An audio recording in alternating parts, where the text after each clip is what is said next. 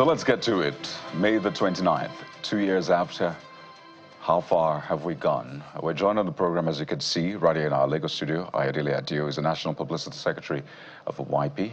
Good morning. Good morning. Thank you for having me. It's good to have you on the show. And of course, we're going to be expanding the panel on the program. We have joining us Abdulhamid Mohammed, who is a business development manager, is chairman, council for traditional youth chiefs, is a national youth leader. Tinubu support organization is live for us in our Abuja studio. Good morning, Mr. Mohammed. Good morning. Thank you for having me. Good to have you. Naturally, I'll begin with you, Mr. Adio. I'll have started with him because he's closer to power, but now the president is in Lagos, right? So we're closer to the president at this point. 2 years after, I took a quote from the president's speech when he came to power, when he stood there before Nigerians, not the subsidies gone bit, before he got to the subsidies gone part. And, you know, he tried to ride on the renewed hope agenda, saying, you know, there's a lot of potential, the day is bold, it holds a lot of promise for us. It's been 2 years of tasting this renewed hope, eating a huge chunk of it. How do you feel? Do you feel fulfilled? Are you full? Are you hungry? How is it tasting? Interesting question. Well, to be honest, I think it's been a mixed bag, right? You know, it's been quite a challenging 2 years. You know, inflation, you know, hit record high, particularly food inflation. It would appear that insecurity is now on the rise again in many parts of the country, particularly the northwestern parts and the northeastern parts of the country. You find a lot of trouble spots also in the middle belt and parts of the country with the the constant attacks by Fulani militia. Now, you also look at productivity levels in the agricultural sector and you see that it's flattened, if not even collapsed. You can argue that that is also a consequence of the rise in insecurity, but you would also question how much investments, strategic investments, has gone into improving yield and productivity in the agricultural, sector. You talk about, job creation and dealing and tackling unemployment, which has been a perennial problem over the last 2 decades. You will see that also not enough has been done to create enough meaningful jobs for young people and to absorb the thousands, the hundreds of thousands of graduates that are leaving universities across the country. So to that extent, you would argue that we haven't fought poverty as much as you would like. The numbers also do not lie. GDP per capita has shrunk significantly. It's almost halved from where we were, in 2013 or 2014. So you look at all of these numbers and you see how gloomy things have been over the last 2 years. But it would also be unfair not to take into account where the administration took over from, which, was arguably from a whole. The previous administration, in many ways, had run the economy to the ground. We could argue that it's the same political party, and many of them supported most of the decisions that were taking place before they also got into office. But they took very, very bad economic decisions that led us into a hole, widening our fiscal deficit, increased poverty and unemployment, forced capital flight, and all of that. And so they would argue that, in the last 2 years, they've tried to stabilize things. And to be fair, the numbers show that, they've recorded some success in stabilizing, for instance, foreign exchange. They've also done quite a bit to begin to grow the economy. Because if you looked at the last GDP numbers, I think the economy grew at about 3.7 or 3.8%. So that shows, some level of growth in the economy.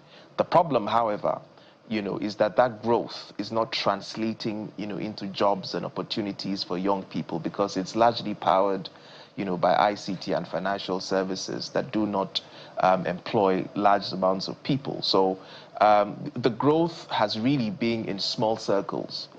People in financial services have enjoyed that growth. But, on the average, you'd see quite, to be fair, it's being a 5 over 10, especially given the fact that, and I'm scoring it that because it's been the same political party that's been in office in 10 years. And many of the people in this administration supported what had been going on in the last, 10 years. But you could also argue, like I said, that they've achieved certain significant milestones in stabilizing the economy, and it can get better going forward if they shift a few fundamentals here and there. Let me go to our Abuja studio, and you've laid the foundation. You try to touch on the major issues, the economy, inflation, jobs, security, and all of that. But Mr. Mohammed, former President Muhammadu Buhari gave a thumbs up to President Bola Tinubu. That's his own rating of President Bola Tinubu. But he says 5/10, majorly because it's not translated to jobs. Like it's not really touched the average Nigerian. So what will be your rating of President Bola Tinubu with all of the promises made, with all of the expectations? What is it for you? Well, good morning once again. Thank you for having me. To build on what Mr. Ayodele said, I think you might assume I would be in the position of the government, as you assume I'm closer to power than you guys, but that's not entirely the case. I came here to speak without fear or favor, to be honest, on a very neutral platform. Mr. Former President gave a thumbs up to President Bola Ahmed Tinubu. That's fair enough. I think, in my opinion, we do not need the anti. We need people to encourage whoever sits on the throne of power. We need people to guide, to encourage, and then to advise properly. I think constant criticisms, negative criticisms do not serve any good for any sitting president. In my opinion, I'm not entirely happy with the administration because of so many things. We're here to discuss the gains, the gaps, and the way forward. For me, the mantra has changed, but the powers haven't. Systems, structures have been changed. Subsidies have been removed without systems. The Naira has been floated without a parachute. The economy is rising, about 3.8% increase in GDP. Yes, but like Mr. Ayodele said, an increase that does not reflect in the growth of the people and the well-being of the people. There's a lot to do. And in my opinion, again, well, for Mr. President, hope is not a policy. And slogans are not solutions. So the Renewed Hope agenda has a lot to consolidate for. The Renewed Hope agenda has a lot to catch up with. There's too much politicking going on and about instead of administration. There's too much politicking going on and about instead of focusing on the real issues at hand. Policies are being made. I mean, what's going on at the national level is elite-centered policies that are favorable to only the elites but not the masses. And then you have an average Nigerian citizen that is being constantly told to endure, to adopt, and to survive. So in my opinion, these things do not translate to the reality on paper. We need to stop applauding numbers and start focusing on the reality on ground. So for President Muhammadu Buhari to come out and say thumbs up to President Bola Ahmed Tinubu, fair enough. I think constant encouragement is needed. I have a completely different standpoint. Constant encouragement, constant guidance. We do not need the anti. We need unity, we need constant encouragement, and we need constant insights and guidances. So I totally agree with President Muhammadu Buhari. Constant criticisms, negative criticisms do not serve justice, do not do anybody any harm, any good, sorry, rather more harm. So, but there's a lot to consolidate for. All right, let's switch gears now. We have joining us via Zoom, Senior Special Assistant on Digital New Media to the President, Otega Ogra. He'll be joining us any moment. But you know what, let's take some excerpts. Let's take you back 2 years ago and just listen to President Bola Tinubu speaking on his inauguration day. Let's listen to some of the things he said, and we'll break this down further. Take a listen. For you, honored to assume the sacred mandate you have given me. My love for this nation is abiding. My confidence in its people, unwavering, and my faith in God Almighty is absolute.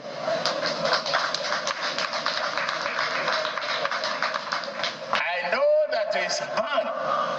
They are providing needed moral strength and clarity of in those instances where even teams have reached the limit of man capacity. Distinguished ladies and gentlemen, this day is bold and majestic, yet bright and full of... And that's the part where he said the day is bold and majestic. Well, Bukola, I know naturally you want to come in on this one.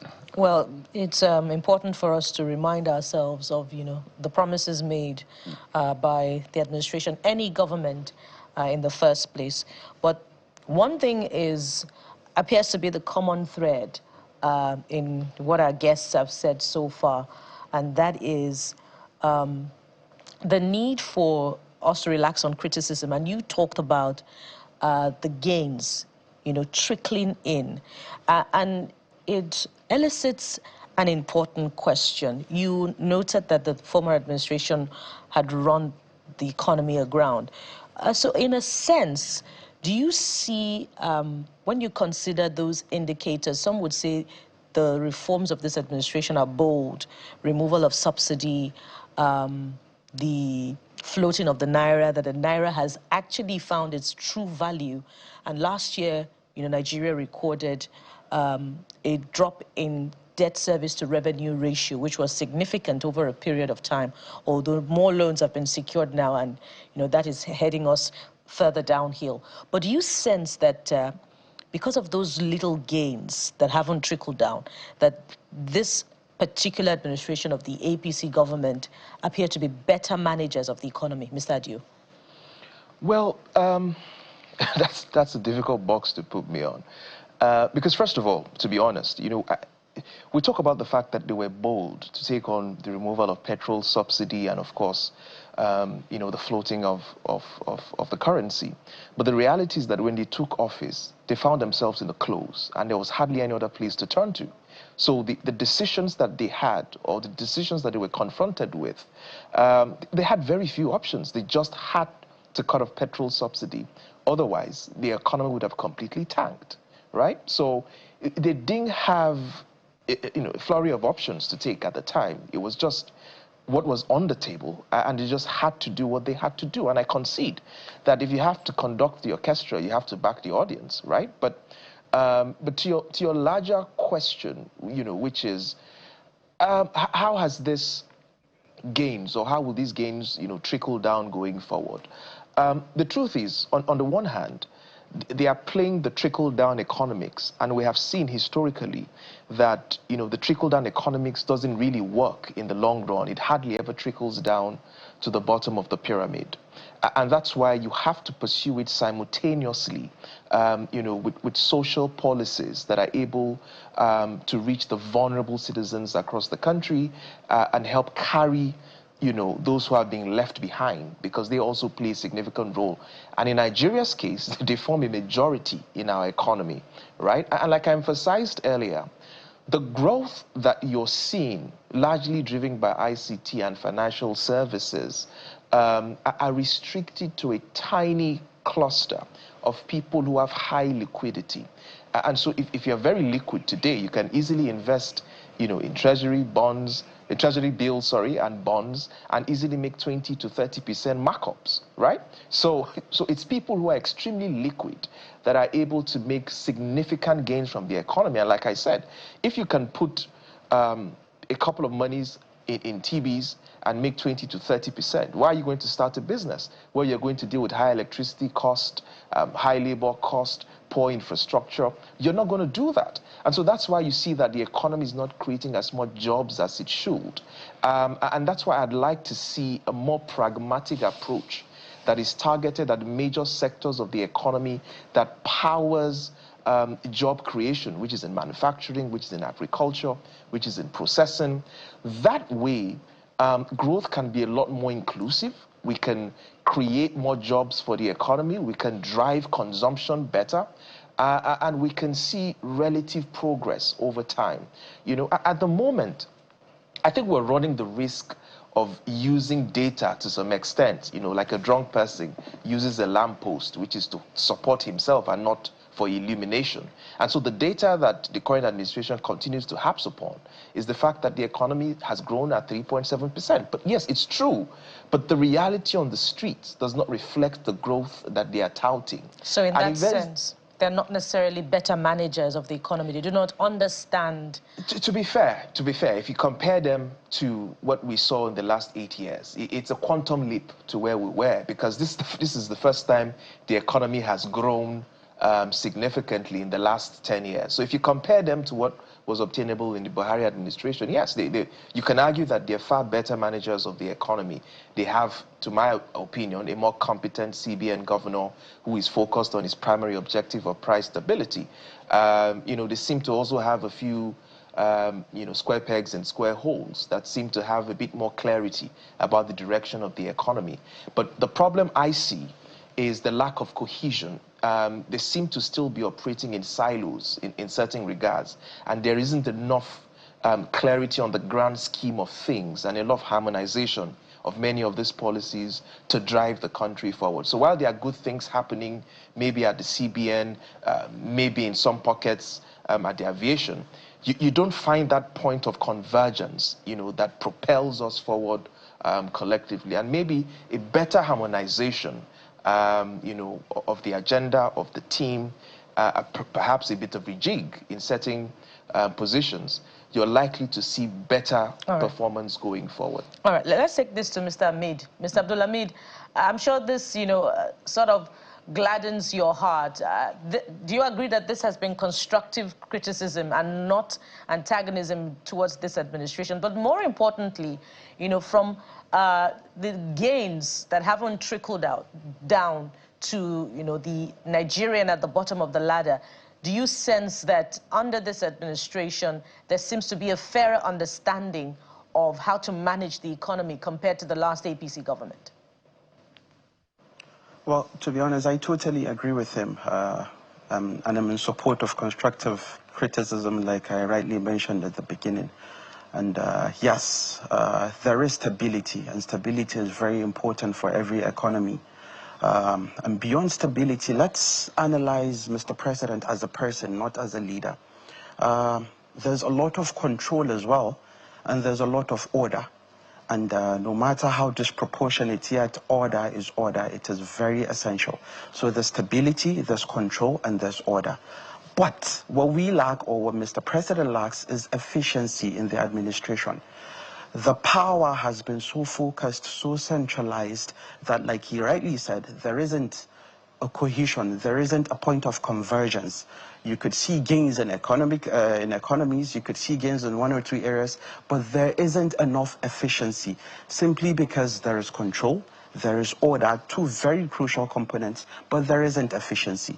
It percolates down also, not just in the entire economy, but also down to the youth wing, down to the politics, because all of these are critical components of the administration itself. Does it translate to the well-being of the people? No. Again, like I said, in my opinion, these are elite-centered policies being marketed to us as bold reforms, where only the elite are benefiting from it. A 2-3% growth in GDP as opposed to a 30% rise in inflation does not translate to any meaningful growth. It is nothing but elite insulation. I do not think they're in sync with the populace. I do not think they're in sync with the masses. I do not think that there's a lot of bridges to build. Rising cost of food prices, insecurity, I mean the devaluation of the naira that led to hike in inflation and all of these things. So we have statistics. God bless my late aunt, Haja Halita. I think we were once having a meeting where she said, in her opinion, Nigeria is the only place that statistics do not work. And I totally agree with her. The numbers show this, but the reality shows otherwise. So I do not think the masses are enjoying the benefits of these policies. I do not think the masses are enjoying the benefits of these reforms. policies where only multinationals and corporations and the wealthy benefit are not for the good of the people entirely. It is just an elite installation, like I mentioned earlier. So, Okay, let's take yes, this to I'm Mr. totally in sync with Ortega Mr. Ogra, Ayodele. who I joins us support virtually constructive now. criticisms. And I think both gentlemen, you've touched on data, statistics. So, Mr. Ogra, you're welcome to the program. We've seen some of the front pages of the dailies and the achievements reeled out by the Ministry of Information, basically talking about some of the gains that this administration has recorded from a government's perspective now. But if you've listened to both gentlemen, they have spoken about how, you know, these achievements, whether you talk GDP, are not trickling down to the everyday Nigerian in that sense, right? Mr. Adio here spoke about, you know, data is being used as a drunkard uses a lamppost for support instead of for illumination. Mr. Mohammed in Abuja spoke about how, you know, statistics really, from his opinion and his aunt's, does not work in Nigeria. And I remember President Tinubu then, as a candidate, saying, now statistics we go chop. Now the tables have turned, and I imagine Nigerians asking, now statistics we go chop. So thank you very much. I think for me, the most important thing that we should not lose sight of is context. Context brings everything into better perspective. And I'll start by, you know, let's look at the economy in itself. This was the country that we were spending, our debt service revenue ratio was almost 100%, meaning that for every kobo for every naira we're earning, we had less than a kobo, you know, to do every single thing that we needed to do, whether it's infrastructure development, whether it's, you know, putting money into other developmental areas and all that. But the most important thing to know is that that has been fixed. As at the end of 2024, that has come down to about 40%. Now, this is despite the fact that there was a almost $7 billion backlog that investors could not repatriate to the countries.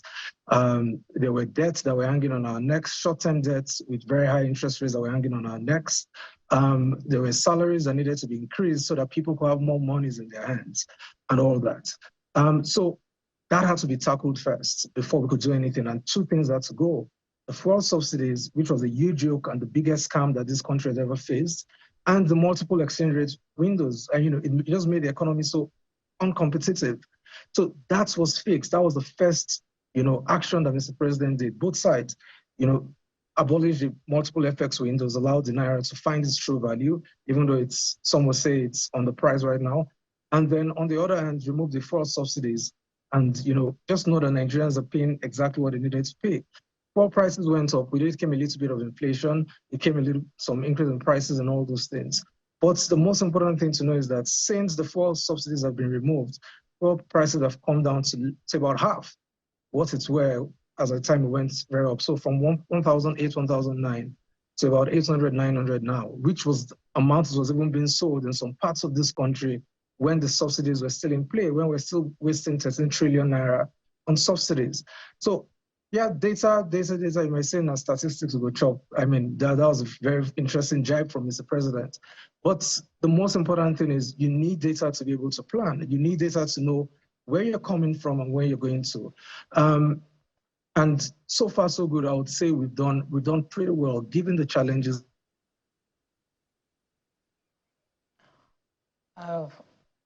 All right, we'll try to reconnect with Mr. Ogra. It was making a very important point. All right, you can continue now, Mr. Ogra. Thank you. I said the minimum wage has been increased to 70,000, and you know across all levels it goes up. Fuel prices have come down to 800, 900 from about 1,004 to 1,089, and a host of other things like that. And what does that do? And we're moving to a credit economy, most importantly, as well as trying to widen our tax base, like the president said in his famous speech that a lot of people tried to misrepresent a couple of years back during his colloquium. So right now, your tax to GDP is about 13.5%. It's the highest it's ever been. You know, we're doing the biggest tax cuts in history, you know, for Nigerians. You know, when you're earning below a certain amount as an individual or a corporate, you know, you tend to have, with these tax cuts, you have a lot more money in your hands to do a lot of things. And if you say, oh, it's not trickling down, how do you account for the increase in volumes? by FMCG companies. Because some people want to say, oh, the profits they're declaring at the end of 2024 is as a result of increase in prices. But you look at the hard numbers and then you see that volumes have increased across board, from your retail FMCGs to things like cement, which is for infrastructure and all those things. Those are, for me, better pointers to how the common man is receiving this than something else. We were talking about food inflation and all that. Yes, I would agree. There was quite a huge food inflation from 2023 up until towards the end of last year. And why was this happening? It's not government, it's people like you and I who created a new economy out of being middlemen. The regular farmer on the streets just wants to sell, in the village or wherever he is, just wants to sell his produce after harvest. Look at rice, for instance. Rice has a 3 months post-harvest period. We had a situation whereby a new group of people went there, started to buy paddy rice, started to store this, and wait till the end of the harvest season, and then start to bring it out to sell at, arbitrary prices to the people. Those were Nigerians doing a disservice to Nigerians. So what did the president do for that? He gave a 6 months temporary waiver to be able to bring in certain commodities. And, some people said, oh, this will affect the farmers disproportionately. And I say, no. Nigeria has had, despite the increase in rice production, which is to the credit of the last administration, Nigeria has still had a 1 to 2 million tons deficit in terms of rice production year on year. So what that did is it provided paddy rice, the temporary waivers, it provided paddy rice for farmers or for rice millers to be able to mill. Don't forget that a lot of these rice millers have loans that they took from banks to set up their businesses. Without them being able to mill because of the actions of people that were hoarding paddy rice, it simply meant that they were at a risk of losing their businesses. The banks were the rice millers were at a risk of having their businesses foreclosed. That is not what we want. So one thing that Mr. President has done is look at the economy as a whole. We're not picking things. I know you say there doesn't seem, the last speaker said it doesn't look like there's cohesion to things, but I actually want to disagree. What you're saying is we have to clean up the ruts and build from the ground up. Yes, you might not be seeing as many people in the masses, getting as much money to put around, but we are also seeing the data is there to show that Nigerians have more monies in their hands. There's a credit code there. There's a school. Yes, please.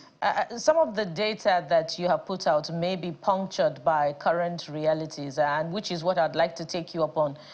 You talk about debt service revenue ratio haven't dropped, but there's been plans to obtain additional $24 billion loan, which could also take us a bit further downhill. That's on the one hand. You talk about increase in minimum wage. Hold on, just hold on there. Hold on. Hold on, pardon me. Mr. Otega, something that is wrong. 70, you talk about increase in minimum wage, which to 70,000 naira.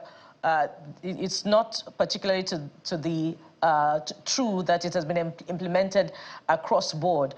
The more money being in the hands of Nigerians also could be punctured by current realities. How far has the administration implemented its conditional cash grant scheme? So these, you also cited increase in a reduction in pump price of petrol.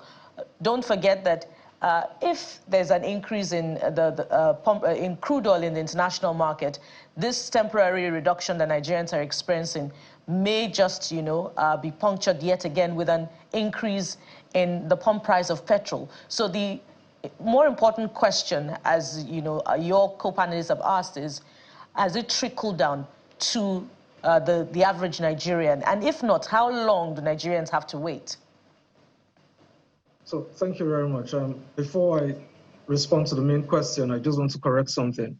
I think as the media, we have a responsibility to be able to push information that is right, information that is factual, information that doesn't cause more ambiguity, with the people. The president has not gone to borrow, is not going to seek approval to borrow the amounts. What he's done is present a medium-term framework to the National Assembly, saying, given the improvement in our economy right now, in the work we're doing, this is what's both from the federal government and the states and other subnationals. These are the likely areas where we might need that. It doesn't mean that the government is going to borrow that money. It doesn't mean that that money will be borrowed at once.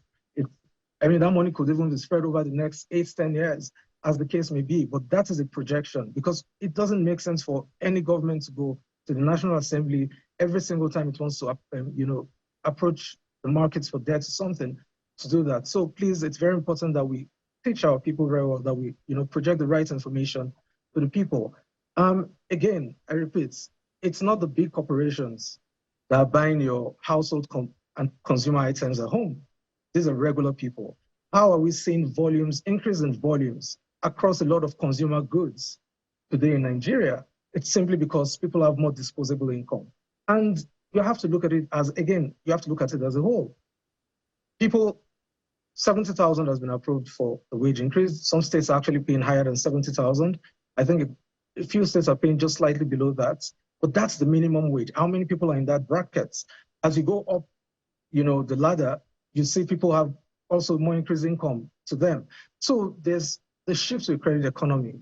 Today, we have millions of students, who have applied and who have been granted, the student loans. What that simply means is that for every student on the NEL Fund, portal that has been approved that is getting the student loans, it simply means that family of that student has more disposable income to them to spend. And that's what we're seeing reflects in the increase in, volumes that are being sold and demand for consumer good items and food items.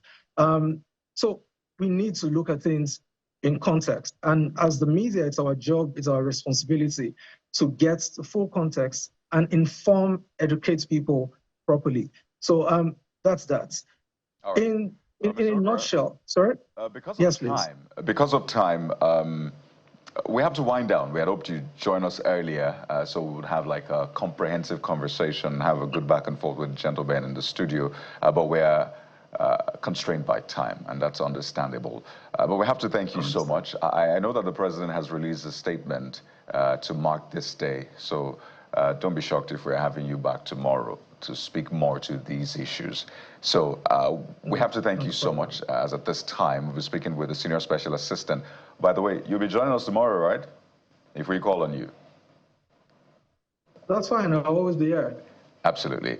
Mr. Ortega Ogura is a Senior Special Assistant on Digital New Media to the President, joins us virtually, but this is by no means the end of this conversation. We've also had in our Abuja studio, Abdulhamid Mohammed, as a National Youth Leader, Tinubu Support Organization, Chairman Council for Traditional Youth Chiefs, and here in our Lagos studio, Mr. Ayodele Adio, National Publicity Secretary of U Party. Gentlemen, thank you so much for your time. I'm glad we were able to have a youthful panel to discuss these very important issues, so thank you once again. Thank you. We'll take a moment now on the show, and when we return, we'll talk security, terrorism, the prevention of it. What is the government doing? What is happening with all of the networks? That's in a moment. Please stay with us.